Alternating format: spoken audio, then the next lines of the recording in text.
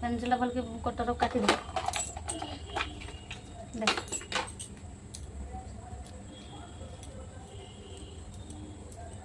संध्या बेले ताको टिके पढ़े सारी मु रोषे करने पलैली रोषे सरीगला तापर आम माँ पुओ ये क्षीर रुटी खाई देलु आमर क्षीर रुटी हूँ बहुत फेवरेट से आम माँ पुओ क्षीर रुटी सबुदिन राति ही खाई था क्षीर रुटी खाई सारी आम आमर टिके बसिकी कथा होतलु भाउजंकर मोर स्वामी ड्यूटी आसवा पर मत कहते मुझे रुटी खाइबिनी भात कर आज फ्रिज रे तो माछ अच्छी मो पाई भात बनै दियो मु रुटी खाइबिनी स्वामी फरमाइश पूरा करने मु पलैली भात आउ माछ तरकारी बनै तांको खाइबा को दे देइथिली। मो वीडियो भल लागिथिले लाइक करंतु सब्सक्राइब करंतु।